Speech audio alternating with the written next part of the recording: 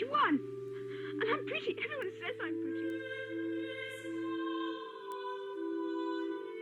Why did you leave me to think you could care?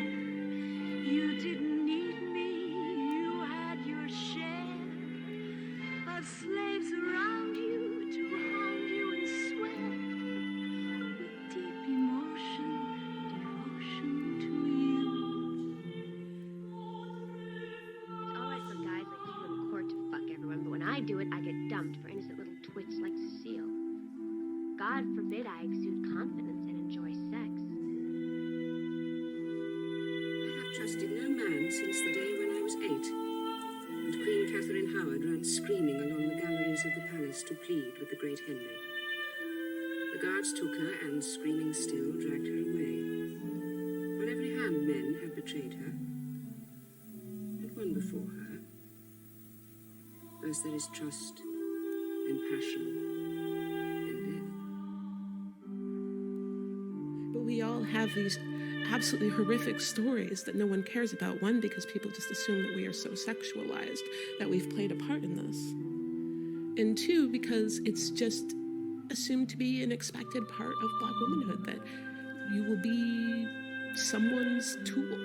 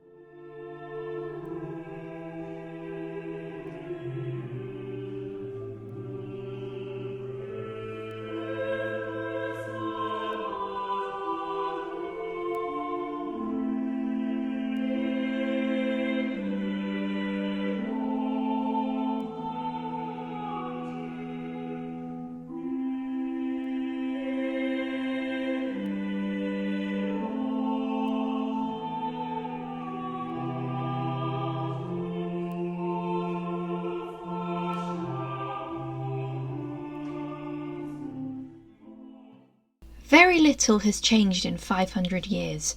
I'm sure after hearing the true story of Katherine Howard, the abuse she suffered, the unfairness of it all, how she was sacrificed on the altar of English politics at the whims and egos of men who used her.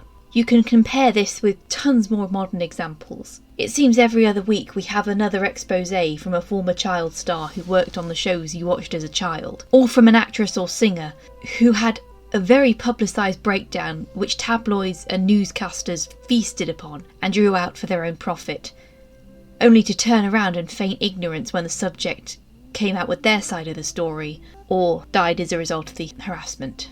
She loved to laugh and had the most infectious chuckle. She also had many struggles. I'm not going to pretend that she was perfect, but is anyone?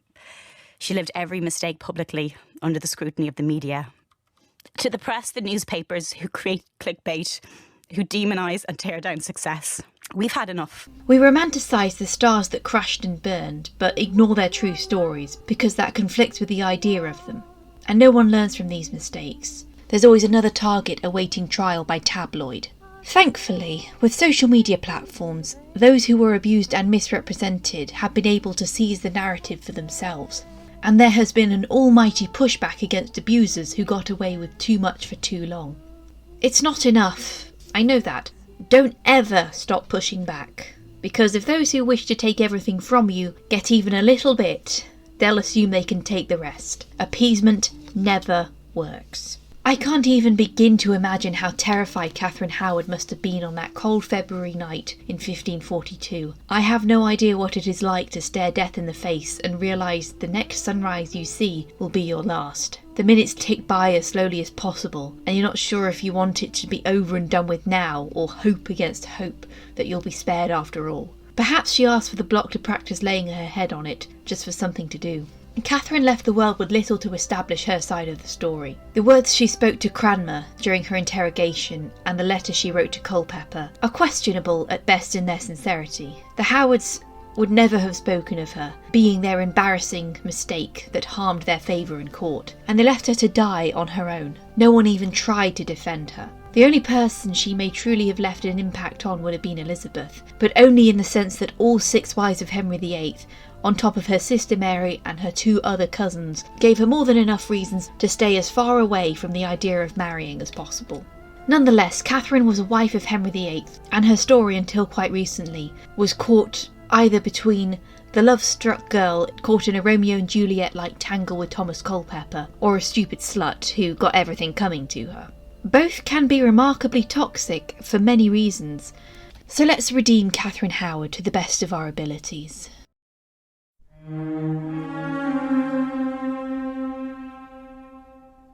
Anne Boleyn and Katherine Howard, as the beheaded wives, suffer from having few, if any, visual references from when they were alive. 4 portraits have been attributed to Katherine, and they have all been subject to debate.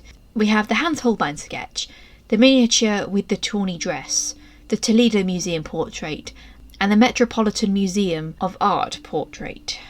Some Tudor contemporary portraits are either so recognisable as the person in question that they are indisputable, or the name is right next to them, but Anne Boleyn and Katherine Howard would have had their identities purged from public view in the wake of their downfalls, so Henry didn't have to remember. The miniature portrait shows the subject in a finely detailed dress, embroidered in gold and encrusted with jewels with fur sleeves, with a French hood also covered in jewels. The pearl, ruby and emerald necklace which she wears is very similar to one worn by Jane Seymour in her most recognisable portrait, hinting that these were among the Queen's jewels. After all, when Henry courted Katherine, he gave her the lands that used to belong to Jane, so why not a necklace that belonged to her as well? Recently, however, the miniature has been disputed to actually be a portrait of Anna von Clever. After Henry's 4th wife reached England, she adopted the local fashions rather than her German ones. According to art historian Franny Moyle, the miniature also bears a heavy resemblance to the Hans Holbein portrait of the German princess, with the same soporific or drowsy and heavy-lidded expression. The miniature was also painted by Holbein, who was on friendly terms with Thomas Cromwell. Moyle claims that the miniature may have been suggested in early 1540 by Cromwell to endear the king to his new wife. Clearly that didn't work. If this was in fact Katherine Howard, she must have sat for this portrait not long after she got married, and it's not much of a reach to think she might have sat for one. An alternative theory is that this portrait is of Henry's niece, Margaret Douglas, who would have been in a position to at least borrow the Queen's jewellery to sit for such a portrait. There is no record of Katherine ever actually sitting for a portrait, however. And there's the rub. In Gareth Russell's Young and Damned and Fair, there is an appendix which analyses the portraits attributed to Katherine. He claims that the reason why the anonymous portraits of Tudor women get attributed to Katherine is because it is more appealing for art collectors to own a painting of one of Henry VIII's wives, as opposed to a courtier of little note. The Toledo portrait has been disputed as not actually being Katherine at all, and I'm inclined to believe this, as compared with the miniature, the clothes are quite humble in comparison. There is little jewellery, and the dress itself, being black, might hint at the subject being in mourning. The most popular theory is that this portrait is of Thomas Cromwell's daughter-in-law, the younger sister of Jane Seymour, Elizabeth, but there is just as strong a chance it might be Frances Grey, mother of Lady Jane Grey. The Metropolitan portrait is again uncertain as to its identity, but there is a small text in the background saying "Itatis sue 17", which is a statement of the subject's age, 17. And Katherine, being roughly believed to have been 17 when she married Henry, could indeed be the subject in the painting. The dress and the French hood is similar to the Toledo portrait, but the Metropolitan one seems to have more detail with pearls and a bit of colour. They came from the workshop of Hans Holbein, so it would indeed have been close enough to the royal household. All these portraits were claimed to be of Katherine in the Victorian era, where there was a romantic fascination about times past, but there is no historical foundation to these claims. When adapting Katherine onto screen, there have been choices as to how to show her, and their choices are interesting. Despite the attributed portraits showing Katherine with auburn hair, we've only ever had one red-headed Katherine that featured in the rankings, that being Dawn Adams. The rest of the Katherines were divided between brunette and blonde. In 6, the West End and Broadway Katherines had darker hair, while the UK tour Katherine was blonde. But they all include her hair having long bright pink extensions that goes right down to her waist, making an iconic ponytail that resembles Ariana Grande's. Personally, I think due to the ambiguity of Katherine's appearance, the best way to represent Katherine is to use the actress's natural hair colour. And if they dyed their hair, dye it back or make a wig. Thankfully, most of them have done this. Lynne Frederick would not have looked right with blonde hair, and Tamsin Merchant would not have looked right with dark hair. I bring it up because in the ITV series, Emily Blunt's hair is presented as blonde, even though she's not a natural blonde. And because of this, her hair looks very cosmetic, for lack of a better term. Whereas if they had stuck to her natural hair colour, it would have looked a lot more authentic for the time period that they boasted to recreate. Her hair in A Quiet Place looked a lot more natural than this. And if I may, I sense some serious malice when it comes to deliberately making Katherine blonde and then proceeding to sexualise and demonise her. Yeah, I've had a bone to pick with this for pretty much all of my life. I'm sure you have noticed, if you've seen my in front of the camera bits, that I am also blonde. I had really light hair when I was little, and then when I got older it turned to a darker blonde. But I tend to get highlights at least once a year to brighten things up. Everyone has their secrets. For years I denied my highlights. I remember when I was little I hated being blonde because of the jokes that blonde people were stupid, or at least blonde girls were stupid. Blonde guys aren't dumb. They're evil. Like in The Karate Kid, in World War II. So every half-term or school break, the first thing I'd do was get some temporary red hair dye and apply it to my hair so I could pretend to be a redhead, because I thought they were more exotic than brunettes. My sister's a brunette, so she would never let me dye it brown, lest I look like her. God forbid. I dyed it permanently red when I was 13 and it was like Ariel red, and I was very surprised to have gotten away with it at school, because single faith schools in the UK are very strict about hair dyeing. Because I still remember this one girl who dyed her hair platinum blonde one week, and then the next week she came in and it had been dyed black and it was green because of the dye. She had green hair because she had been forced to dye it back to her natural hair colour from platinum blonde. And then on my 15th birthday I decided the blonde jokes could go and do one, and I went back to blonde, and my hair has looked awesome ever since. Power to the blondes, natural and bottle. I guess it doesn't really matter what your Katherine looks like, granted so long as she actually looks like a teenager, and you didn't manipulate her appearance to play into a misogynistic bias. Hair colour doesn't necessitate intelligence. Any woman at the Tudor court could have been in Katherine's situation. Just make it look authentic, don't make it look like a dye job.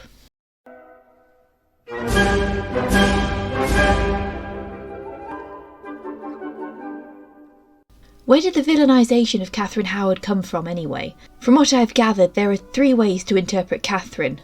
The right way, the wrong way, and the David Loades way. Isn't that the wrong way? Yeah, but faster. The only consistent element is that Katherine began and ended as a pawn. How much autonomy she actually had depends on which viewpoint you take, especially in regard to the Culpeper affair.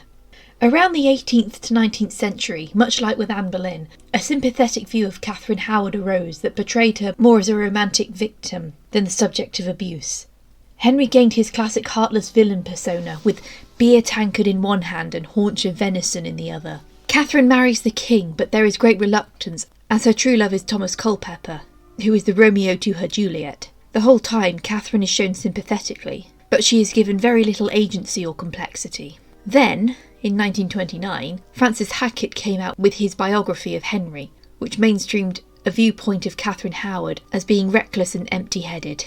Many historians have been kinder than others, but have nevertheless perpetuated the idea that because Katherine was a teenage girl who made bad decisions, the whole damn thing was her fault, and she should have known what she was getting into. No, let's not blame the uncle that used her, the grandmother that ignored her, the music teacher who groomed her, the secretary who used her, the king who objectified her, or the lady-in-waiting who compelled her. No need to look at the systemic problems that brought us to this conundrum, as long as we get rid of the one thing ruining the illusion that everything is okay. Are you being sarcastic? Of course I'm being sarcastic! Alison Weir described Katherine in the beginning of her Six Wives biography as an empty-headed wanton, and I will now pause in my script writing to make sure I spelled wanton properly, but at the same time acknowledge the considerable restraint they were under at the time, and to consider it. Likewise, I know we have our doubts about David Starkey, but on the whole he acknowledged that he could look at Katherine being sexually active with an open mind, and was more fixated on the mess of complexities that is Henry VIII, and thus delved into showing Katherine as just another victim of Henry's vindictive nature. Still, I remember feeling actually ill with disgust when I found that Channel 5 documentary about the Six Wives, and it delivered its oh so wonderful thumbnail for Katherine's segment. And then Dan Jones and Susanna Lipscomb said those things. Cranmer had evidence that Katherine was no virgin when she married Henry. In fact, she was a whore. I chime in with the haven't you people ever heard of? You should see the comments. The perspective that we have of Katherine now throws the narrative of this documentary back in its face, and I'm glad of it. To play devil's advocate here, I'm sure Dan Jones is a nice guy, but he really has dug a hole for himself as the historian who sensationalises the politics of medieval and early modern Britain. I remember seeing some interviews somewhere saying he's sick of making those documentaries that try to cash in on Game of Thrones by being all, hey, you know history? It's just like that horny show you watch. Let's put some sex scenes in. Something for the dads. But rest assured, my opinion of him is tarnished, to put it nicely. Susanna Lipscomb, on the other hand, she is okay. She's got those documentaries about the hidden killers of the home, and those are interesting. But anyway, let's go back to Katherine Howard. When it came to David Loades, goodness gracious. He writes about Katherine Howard as if she kicked his dog, blew out his birthday candles, bought the last tuna melt at the deli, and spoiled the ending of Empire Strikes Back before he could see it. You went into outer space. You. Sure. You've never been? Would you like to see my Grammy Award? No! In his Tudor Queen's book, he titled her chapter as, wait for it, The Queen as Whore.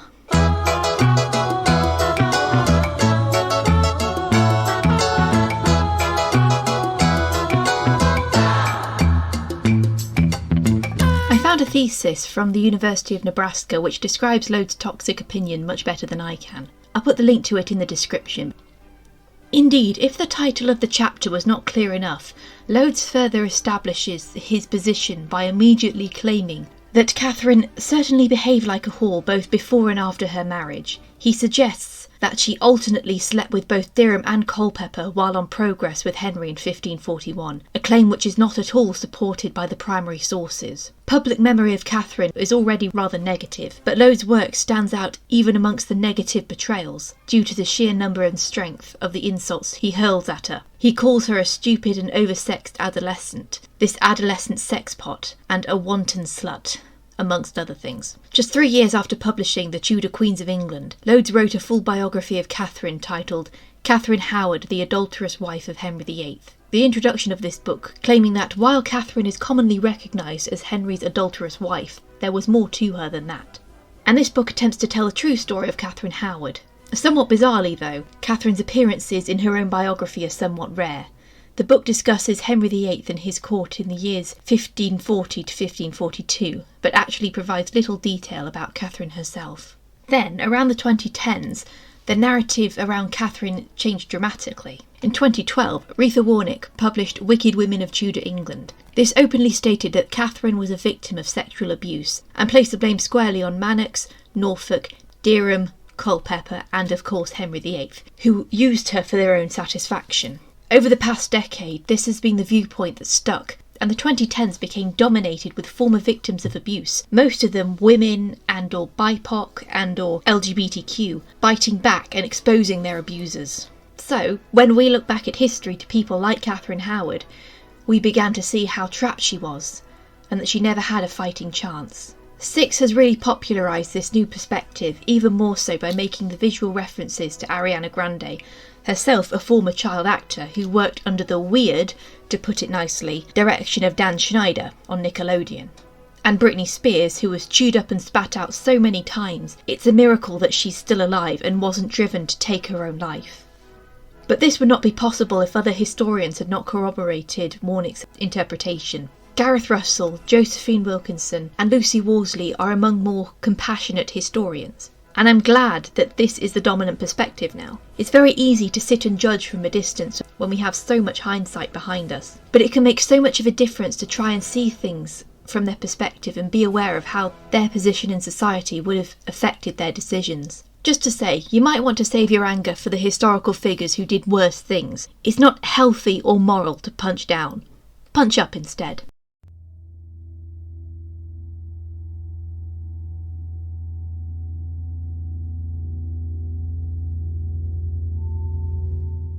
The reason why this script was taking so long is because I'm trying to find a better way of saying "mer patriarchy bad" over and over and over again, because tell us something we don't know.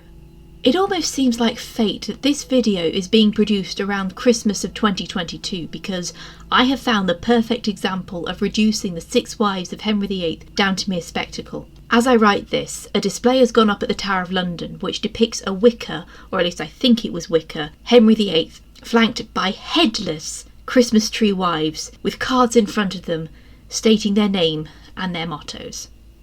Yeah, all the wives were headless, and this was put up in a place where 2 of them were murdered just on the other side of the White Tower. They seem incredibly tasteless. Surely at some point in the planning process someone should have said, this is not a good idea, people aren't going to like it. The only way it'd be remotely redeemable is if they planned to set the Henry statue on fire with a sacrificial Tory inside of it. It would look a lot better if A, the wives kept their heads, and B, weren't lined up with so little to say about who they are. They could have gotten really creative with making frames of the wives from lights and shrubbery in a historic trail that leads from Traitor's Gate to Tower Green. The National Trust would have done it, just saying. They could have plenty of text next to them to explain who they are, and that would have at least been tasteful. And, for a little bit of oomph, put Henry's statue next to the raven enclosure with some birdseed on the outside, so it looks like the ravens are pecking him to death. It's what he deserves after all. I remember a similar thing pissed me off a long time ago, when I saw a garden exhibition at Hampton Court Palace where 6 plots were dedicated and decorated according to the 6 wives. There was a video on YouTube that I can't find anymore for the life of me, but take my word for it. Some of you might know what I'm talking about. Catherine of Aragon's garden had 6 baby-sized coffins with dead or dead-ish looking plants growing out of them. Tasteful. Anne Boleyn's had a cauldron. Yes, a cauldron. And a scaffold. I think it even had a block there, even though she didn't have a block. God's sake. I can't remember what Jane Seymour, Anna of Cleves or Catherine Parr's gardens looked like, so they must not have pissed me off as much, but Catherine Howard's was a bed of pink flowers, like actual flowers trimmed into the shape of an actual bed. Could you be any more condescending? Reducing any of the wives, but the lesser told one especially, really does sell them short. It makes people wonder why they should care to read up on them. And they certainly don't deserve to be so simplified, as if they're a subcategory of something more important rather than subjects unto themselves. I loved Six the Musical because it took the focus off of Henry for once. He was given a Rebecca-esque quality where he was never shown, but he was still present in a way, only for the queens to say, sod that, let's take control of our own destinies. This is sort of my last video about the 6 wives, and after this, more dramas will come out about them. And sadly, we cannot guarantee what they will be like. You may be wondering what blood, sex and royalty has made me feel. And the answer is, I don't quite know yet. I couldn't get through the first 5 seconds, so I said nope. I wasn't in the right mind to really take in something so bad, and I have spent the last few weeks tracking down some really bad Mary Queen of Scots stuff. And oddly enough, I don't actually count Reign among them. When it's compared to the other stuff, I mean. What kind of world are we living in where I'm actually praising Reign for being better than a lot of other stuff containing Mary Queen of Scots? I'm going to draw this segment to a close before I go into ramble mode, but I'll leave it somewhere along the lines of: acknowledge the tragedy that happened, but don't let it rule you. Try to make things better and learn from the mistakes of others. You have the gift of hindsight. Do something with it. If Katherine Howard returns to our screens and it doesn't follow these lessons, you messed up. I'm savouring what is left of my sanity before I have to watch that Netflix show. I may never be the same again afterwards.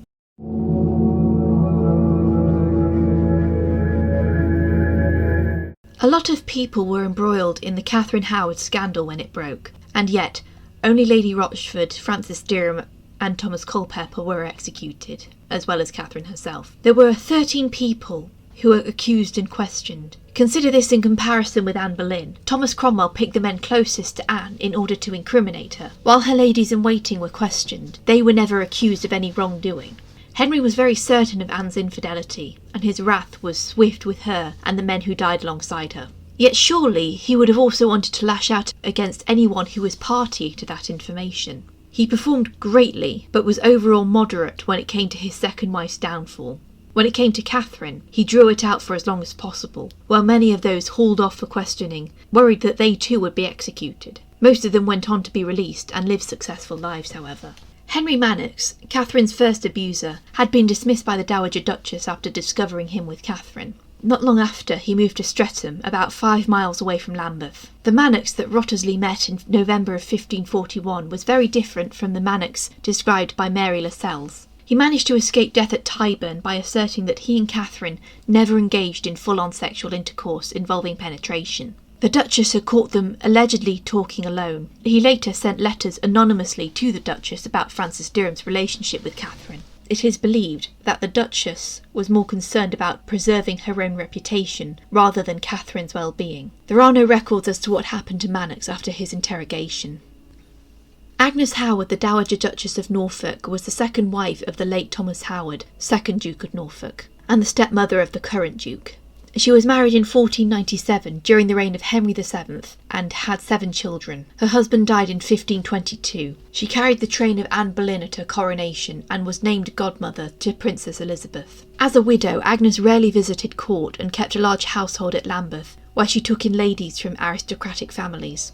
During the investigation, it was discovered that she had destroyed evidence by burning Francis Derham's papers, and she was arrested and imprisoned in the Tower of London. Although she had caught Katherine with both Manox and Derham, it seemed clear that she did very little to keep them apart from her. She might have known about the midnight trysts in The Maiden's Daughter, but as long as she didn't see it, it wasn't really happening. She was arraigned for misprision of treason, for presenting Katherine as a bride to Henry while knowing about her dark past. She was initially sentenced to life imprisonment, and her lands and goods were seized, but she was released in May of 1542 and died 3 years later. William Howard, eldest son of the Dowager Duchess, was the ambassador to France when he and his wife Margaret were recalled to England and charged with concealing the Queen's sexual indiscretions. They were both imprisoned in the Tower of London for misprision of treason. They were pardoned and released after Katherine Howard's execution. William Howard regained favour by joining the military and fighting in the siege of Bologna and the Rough Wooing. He gained the favour of the Duke of Northumberland during Edward VI's reign, but turned his allegiance to Mary I against Lady Jane Grey. He defended London against Wyatt's rebellion and was made Baron Effingham, Lord Admiral, and inducted into the Order of the Garter. Under Elizabeth I, he was made Lord Chamberlain and died in 1573. Margaret outlived her husband by 8 years, and they had 9 children together. Malin Chombra married Philip Tilney sometime before 1536. They had a son named Edmund, who would become Elizabeth I and James I's Master of Revels, a title that involves censoring and scrutinising plays written to make sure they weren't treasonous or obscene. This would have involved scrutinising works by William Shakespeare, Christopher Marlowe and John Webster. He is seen in Shakespeare in Love, played by Simon Callow. Malin's husband had died a few months before she was arrested for misprision of treason and sentenced to life imprisonment, but was released after Katherine's execution. The Dowager Duchess of Norfolk helped Malin pay off her late husband's debts. There is no record of when Malin Tilney died. Anne Howard was the Dowager Duchess's daughter and Katherine's sister-in-law. She was imprisoned and later released. Katherine Tilney was another Katherine Howard, a younger daughter of the Dowager Duchess. She became Countess of Bridgewater upon her second marriage to Henry Daubeny. She was imprisoned and later released and died in 1554. Alice Wilkes married Anthony Restwold sometime between Catherine's rise and her downfall. Anthony became a Member of Parliament for New Woodstock and later for Aylesbury. Alice joined Catherine's household early on. When questioned by the council, she would note late nights during the King's progress when no one except Lady Rochford was allowed into the Queen's chamber. She was imprisoned as she had been in the Duchess's household during Catherine's relationship with Francis Derham, but was released after Catherine's execution. Joan Ackworth was married off to William Bulmer, possibly aged between 12 and 15. They separated and she became a servant in the household of the Dowager Duchess. She slept in the same dormitory as Catherine. She initially was having a sexual relationship with Francis Derham before he turned his attentions towards Catherine, after which she had an affair with Edward Waldegrave. Before Catherine went to court, Joan returned to her husband, but later requested a place in Catherine's household when she became queen. As there is no existing reply to the letter Joan sent, it is unclear if Joan was made a lady. In the Tudors, she is a combination of all the ladies that knew Catherine back then and assists in the Culpeper affair. Joan Bulmer in real life was imprisoned in the Tower of London. Her husband refused to be reconciled with her. When he died, she married her former lover, Edward Waldegrave, and they had 5 children together. She died in 1590, 49 years exactly to the day when Francis Derham and Thomas Culpeper were executed. Robert Damport, or Davenport, was a servant at Lambeth, and had known Francis Derham personally. When he was questioned, he was also tortured for information alongside Derham. Unlike Derham and Culpeper, he never claimed of any kind of innocence and added to Derham's conviction by asserting the belief that Derham was planning to marry Catherine when Henry VIII died, and predicting the death of royalty was treason. Damport was later released. Edward Waldegrave was also imprisoned for his connections to Catherine and Derham, but managed to be released and restored himself to good graces. Catherine Parr would refer to him as our well-beloved Edward Waldegrave, servant to our most dear and entirely beloved son, the Lord Prince. He died in Warwickshire in 1584. John Lascelles was from Nottinghamshire. He started his career in Sir Francis Bryan's household. During the Reformation, he was dismissed for having Protestant leanings and became a messenger to Thomas Cromwell instead. It isn't clear how religiously motivated his actions were in reporting to Cranmer, but the fact that the Howards fell dramatically out of favour with Henry as a result of this must have been a plus. In 1546, Lascelles was arrested, accused of conspiring with predicting the king's death and for instructing Anne Askew. He refused to recant and was burned alive at Smithfield on the 16th of July 1546, alongside Anne Askew. Mary Lascelles was a nursemaid at Lambeth, witnessing the many liaisons that happened at night, and knew that the key to the dormitory was being stolen and the Dowager Duchess did very little about it. She married John Hall. She was imprisoned during the investigation but released from the Tower before Catherine's execution, partly because Henry wanted to assure people that coming to the Privy Council with sensitive information should be encouraged, and she mentioned her regret at the pain this news would bring Henry. Another reason for her release was the lack of accommodation for higher-class prisoners that were pouring into the Tower by the day. Isabel Lee was Catherine's older half-sister and most likely the closest thing Catherine had to a maternal figure, before she was married to Edward Bainton in 1531 and Catherine was sent to Lambeth. She had 3 children before serving Catherine at court, and Edward was made vice-chamberlain to Catherine's household. Catherine was noted to have given a girdle of gold to her sister, which had to be relinquished when Catherine's property was seized. While Isabel waited on Catherine for the last few months of her life, her husband was tasked with the forfeiture of Catherine's estates. Isabel was with Catherine right up until the end, and was probably on the scaffold when she saw her sister die. Her husband died in 1544, and when she was married to James Stump from 1545 to 1563. She married a 3rd time to Thomas Stafford in 1565. She owned the land of the former monastery of Eddington in Wiltshire before she died in 1573.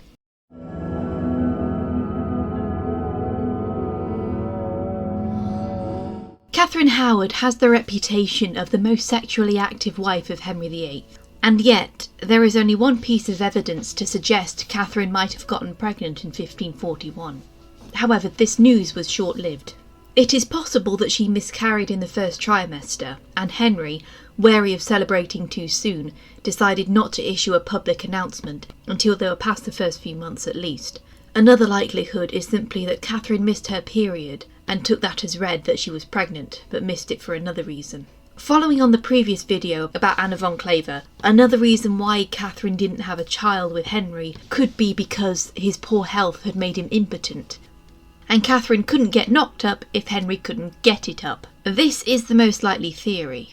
But seeing as Katherine had encounters with Dirham and possibly also Culpeper, how come neither of them impregnated Katherine? Contraception wasn't something that magically showed up in the 20th century and suddenly everyone was screwing around without consequence. Even in the heavily religious and prudish Victorian era, there were early forms of condoms and diaphragms. Before plastic was invented, condoms were made from pigs' bladders. Many natural remedies were taken by men and women to prevent conception. These involved women soaking sponges in vinegar or lemon juice and inserting them as a form of spermicide, or men drinking teas made from dill and hemp to dry up the seed. More physical solutions involved the classic pulling out before the climax, but that was never a guarantee of avoiding pregnancy. But the thing is, these methods were only to reduce the risk of pregnancy. The risk of sexually transmissible diseases was still very real, and no number of sponges soaked in vinegar would reduce that.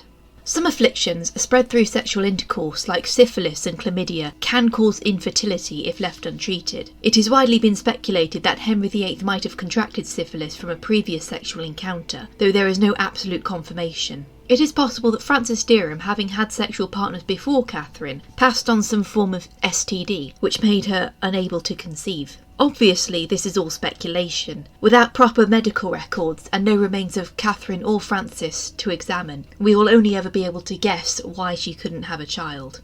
Henry VIII had no children with any of his last 3 wives, but with Catherine Parr, at least we know that it wasn't her fault, because she was able to have a daughter with Thomas Seymour. I honestly do believe that Henry's gluttony caught up with him in the end, and thus left him unable to perform with his last 3 wives. But rather than admit it, he was always going to find a reason to blame them.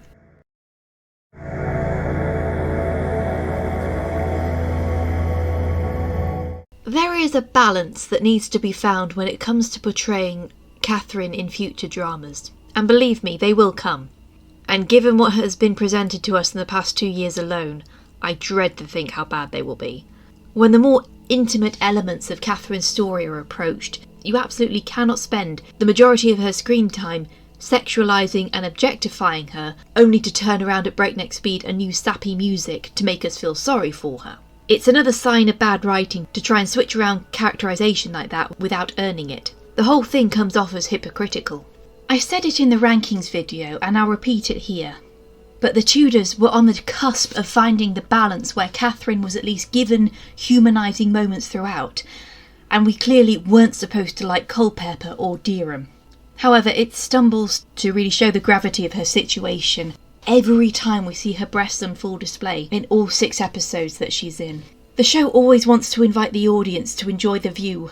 To their credit, their 2 non-consensual scenes, let's say, because I don't want to get demonetised, are not made to exploit the victim and do show how horrible the situation is for them. I was wondering if I could find an example as to how this balance could be achieved, wherein the character is shown to at first enjoy the attention they receive, only to understand the toxicity of the relationship they're in.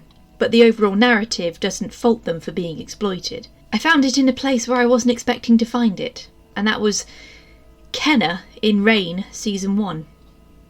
Yes, Reign. I say Season 1 because I haven't seen Season 2 yet. I'm not going to watch Season 2 until I've done a review of Season 1. And then I'll watch Season 2 and I'll do a review of that. So please don't spoil it for me because being surprised is part of the fun of watching the show. Before you read it, we should probably tell you about... No, darling. Please, no spoilers. But no spoilers! I'm aware that Kenna was only in 2 seasons, and I don't yet know how she departs the show, but with the CW being the CW, it probably will go the way I'm expecting. If you haven't seen the show, the quick version of Kenna's story is that she is one of the 4 Marys that serves Mary Queen of Scots. She is comfortable with her sexuality, and there was a huge controversy in the pilot when she snuck off for a wank after watching a consummation ceremony. She is aware that she has to protect her reputation, but enjoys pleasuring herself. All I'll say is that there's no point in waiting for boys our own age who have no idea what they're doing. Either find yourself a man or take care of your needs yourself. For most of the first season, her arc is about being mistress to King Henri II of France. She is usually considered a shallow airhead by everyone who isn't Mary and the gang, but she is quite clever. Being Henri's mistress comes with its dangers. For instance, she is targeted by a thug in episode 7, and it is made obvious that Henri doesn't actually care for her. For many reasons, Henri goes crazy and decides to humiliate her and his bastard son, Sebastian. He forces the two of them to get married, on pain of death, and Sebastian is not so secretly in love with Mary. Despite their circumstances, they come to respect and even love each other. The sex scenes in this show, being the TV equivalent of PG-13, only tend to show the build-up and aftermath, but this works so as not to exploit Kenna in the way Henri does. It at least gives her that privacy.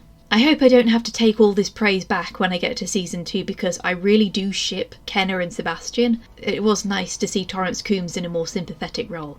This is the kind of story we need for a future Katherine Howard. I know of Reign's reputation for being what it is, but the first season at least had stuff to enjoy.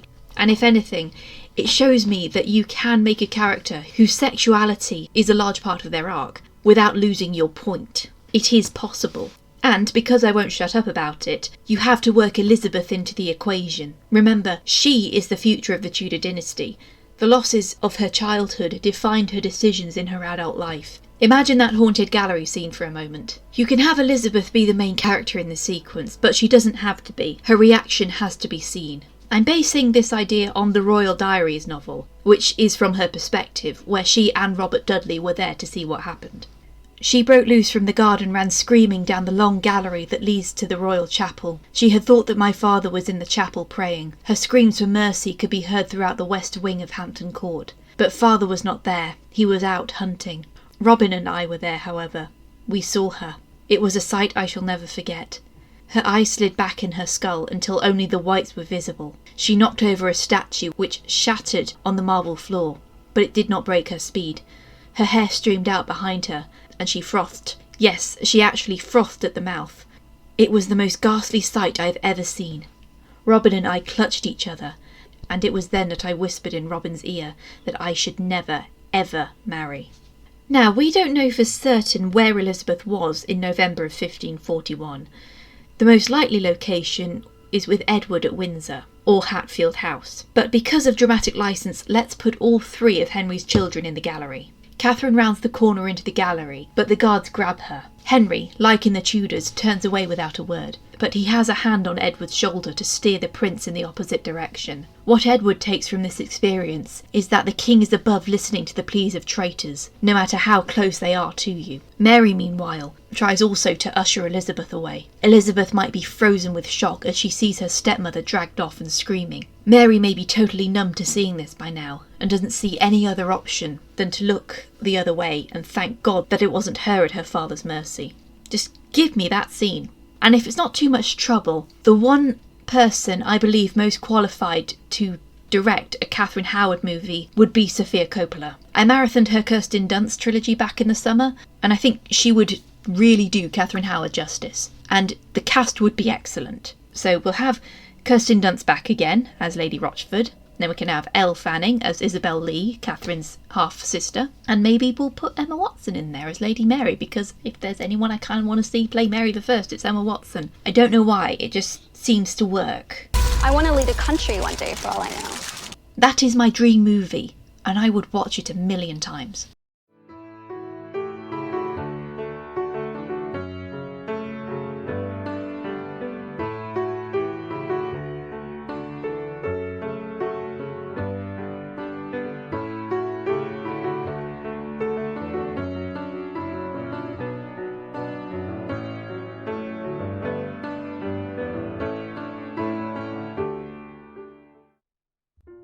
If any of the actresses on my rankings list have any resemblance to Katherine Howard's life, the unfair treatment, the sexism, the cruelty, it has to be Lynne Frederick. When she died in 1994, aged only 39, the Times called her the Olivia Hussey of her day. Her cause of death remained a mystery, though her heartbroken mother claimed that it was caused by a seizure in her sleep, and not the substance abuse that she had gained as a result of her tumultuous life. And she died exactly 1 year before I was born, so kind of weird. In 1994, Lynne Frederick had not acted for 15 years. Her last appearance was Princess Flavia in the comedy film The Prisoner of Zenda, alongside her then-husband Peter Sellers. You might recognise Peter Sellers from the original Pink Panther films. She was 23 when they married in 1977, and he was 52. By this time in Sellers' life, his health was deteriorating, but he was a workaholic. Lynne nursed him until his death in 1980. Sellers' children were hostile towards her, considering her to be a bubbly airhead who lacked the good looks of Sellers' previous wives. Victoria Sellers remarked upon her death, "I feel now that she's in hell. I don't know, but that makes me feel better." Holy fucking blank! True, let us have no doubts, Lynne Frederick was a controversial figure in Hollywood at the time. From her early film roles onward, she was always considered a sex icon. The year before she played Katherine Howard in Henry VIII and His Six Wives, she played Grand Duchess Tatiana Romanov in Nicholas and Alexandra. In the film there is a scene where she exposes herself to a Bolshevik guard who comes into their room. She would have been 16 when they filmed that. In her late teens, she had relationships with much older men like Julian Posner, a casino owner, and David Frost. Yes, that David Frost. It seemed that Sellers depended heavily on Lynne for emotional support. His physical and mental health suffered as a result of substance abuse. Stephen Bach noted that the couple held hands for a whole afternoon, as if her hand was a lifeline to him. She could allegedly calm his more manic episodes by simply walking into the room. It seemed that the two of them had a good relationship until Sellers' health declined towards the end of his life. His constant dependence upon Lynne meant her career took an irreparable blow, as she had to turn down jobs just to be there for him. This included a role for a 5-month job in Moscow for a television series that might have made her a household name, but she had to turn it down at his insistence so he wouldn't be left alone. And after all that, Sellers was going to write Lynne out of his will, but he died before it could be processed. She inherited £4.5 million, £20.5 million today, while his children were given a relative pittance of £800, or £3,700 today. It was from this that Lynne's life began to take a downturn. Michael Sellers, her stepson, wrote a memoir calling her a narcissistic gold digger, and she was frequently scorned in the tabloids over alleged infidelities during her marriage. She married again less than a year later to that David Frost, and the Daily Mirror made a list of disgraced public figures of 1980, which was in truth a glorified smear campaign, in which she was featured. She was blacklisted by the film industry and never acted again. She moved to California after her divorce from David Frost and fell into clinical depression. She attempted suicide more than once, and her mother moved to California to look after her. Oh, and I should also mention at this time she had a daughter with her third husband Barry Unger, whom she divorced in 1991. Her daughter was called Cassie, and Lynne's mother looked after her as well. Even after Lynne's sudden and tragic death, she was still seen unfavourably in the eyes of journalists and actors. These include Spike Milligan and Sir Roger Moore. She was also played by Amelia Fox in a biopic about Peter Sellers' life, but was deleted from the final cut. The biopic was based on a biography of Sellers that looked down upon Lynne. However, Roger Lewis, the author, later admitted, of all Sellers' wives, Lynne Frederick was the most poorly treated. Amelia Fox was more sensitive towards the actress. I had thought very carefully about playing Lynne. I wanted to represent her in a way that I thought was fair, which was a very young girl being taken up in this world of laughter and light, and then finding out the reality. Peter Sellers was completely obsessed by work, and it's very difficult to live with someone like that. Remember, these two ladies have both played one of Henry VIII's 6 wives. I don't think playing one of the wives meant that Amelia Fox was more willing to see Lynne more sympathetically than others had, but at least it was handed to an actress with this mindset. And Lynne Frederick was not a universally hated person in her time. People who knew her from her acting days, like Frances Pascal, Judy Matheson and Malcolm McDowell, all remembered her fondly. She was the most exquisitely beautiful girl, and extremely nice. I was very, very fond of her. I liked her enormously. And it was wonderful to do the scenes with her. You know, we were the love interest in that movie, and we were away in Barcelona, but I never got to see her socially, really. She was a talented actress whose career, unfortunately, was never able to flourish, in the same sense that other actresses of her time were able to. We all remember Charlotte Rampling and Jane Asher. Why not Lynne? So, much like Katherine Howard herself, Lynne Frederick had a controversial life, was an object of desire to much older men whose influence took control of her life and was demonised a little too harshly after her death. Now we're coming around the other side and realising she was a flawed human being all along. Who knew? I'm not saying Lynne Frederick was a perfect person.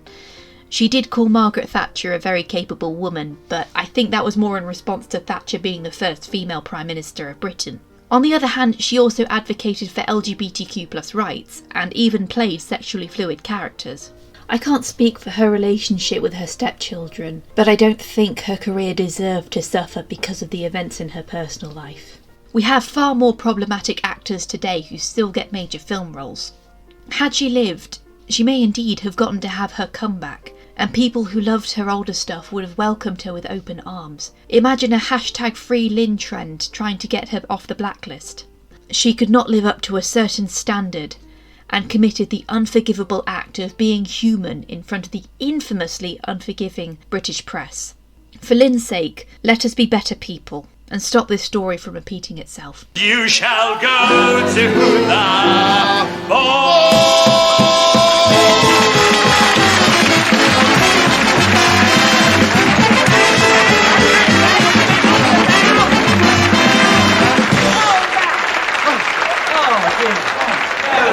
You would like to thank our strolling players. The young lady here who won the Most Promising Actress of 1973 by the Evening News, Miss Lynne Frederick. We thank you, Lynne.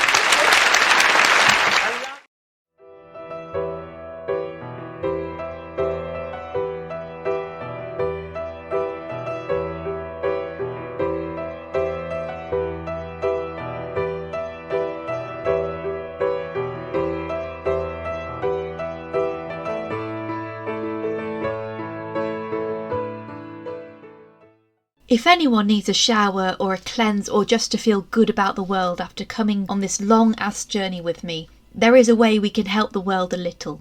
Lynne Frederick and Tamsin Merchant have been patrons to prominent charities throughout their careers. Lynne Frederick lost her husband, Peter Sellers, to a heart attack and donated to Middlesex Hospital, where Sellers died. When she died herself, $250,000 was donated to the British Heart Foundation, which does a lot of research into heart and circulatory diseases. Tamsin Merchant, on the other hand, is a patron of Build Africa, which endeavours to increase education opportunities and end poverty in Kenya and Uganda. I'm going to provide links in the description to their websites if you feel like donating to them, and probably a few more other charities, just in case you feel like, I just need to feel good about myself, so I'm going to donate some money to people who need it. Now I'm sitting here at the very end, and I just hope that wherever she is, Katherine Howard can forgive me for the way I thought about her 12 years ago. Everything in the universe has been trying to stop me from finishing this video. The day before the script was finished, it was because a train was heavily delayed due to it derailing.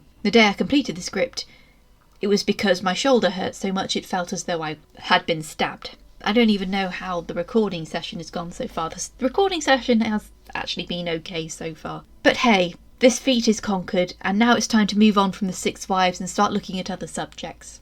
Obviously we can still have our redux of Catherine of Aragon and Anne Boleyn, but let's save those for the next holiday season, shall we? Katherine Howard is a very relatable wife to me. Imagine you have never dreamed of being in the spotlight, and all of a sudden you're thrust into it, and you have to put on a face and receive all of the attention and be looked at the same time. To a lesser extent, I know what that's like. Between May 2018 and May 2019, my mother was the Sheriff of Nottingham. That is, the Sheriff of Nottingham City, not the Sheriff of Nottingham County. That's the High Sheriff. There's a whole different thing with the County Council and the City Council. Anyway, the Sheriff of Nottingham is a ceremonial role, where someone who works on the City Council goes to celebrations as a representative. And I accompanied her on a lot of these events as the Sheriff's Lady, so I got to wear a nice chain alongside her. And I'm a massive introvert, so being at the high table at what would be the third social shindig that month meant I tended to drink through them a lot. And I discovered the unpleasantness of coming down from being wine drunk. When I came back to watching that Christmas scene in The Tudors, I totally related to Catherine downing that wine, just trying to make the night pass quicker. But the newer perspective around her, acknowledging the abuse she has suffered, has also hit a nerve with me. I wasn't abused in the way she was, but I was in my teen years when I suffered a lot of what we would call sexual harassment now at school. I don't like people outright touching me, even if I know them well. I kind of need some warning. But bullies tended to milk my unease, and they kept touching me, and I lashed out. And honestly, that is what you deserve for not respecting people's boundaries. Because if I let them touch my shoulder or my leg, where else were they going to go?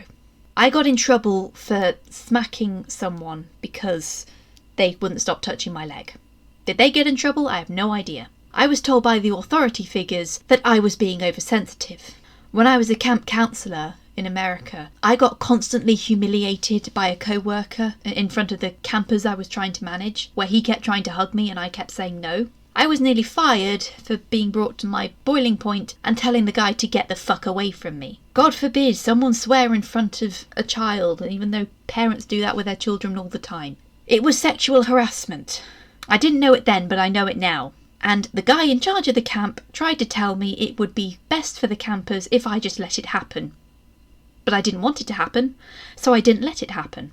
I don't compromise with my boundaries, and neither should anyone else. The harasser in question was eventually recognised for the arsehole he was, and having come out of all of that, I understand Katherine a lot better now. What happened to her could happen to anyone, if put in a vulnerable position, and sadly it still does. All we can do to make amends is to never forget, and try to make the world a little bit better. So here's a quick thank you to my patrons, who have been an amazing lifeline to me for most of my time on YouTube now.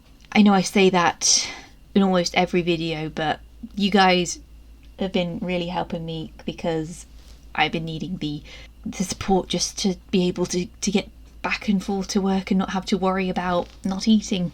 And yeah, there are some great benefits to becoming a patron for this channel. You get your name in the credits, and at the start of February I'm putting together a Discord server for all patrons regardless of tier, so we can have more interactions between us, and I hope that you guys are excited to be part of that. You can be the patron for as low as £1 or $1.50. Top tier patrons get special privileges such as getting to request a historical fiction book for me to review for every 1,000 subscribers I get, and of course they get a shout out in the credits. So here's my shout out to Alison Cuff, Jill Mynero, Larissa and Leslie Williams. Thank you girls so much, and of course if you can't become a patron because of financial reasons, I understand that, believe me, but you can really help this channel by subscribing to it and liking the video and sharing it around. And guys, like 80% of the audience for this channel are not subscribed, so please subscribe, because if you don't subscribe we won't get a Thomas Cromwell rankings, and people have been wanting that apparently. And soon we shall get our next queen to rank. Well, not exactly rank, there aren't that many of them, but our next queen for this channel will be Elizabeth of York. Good night.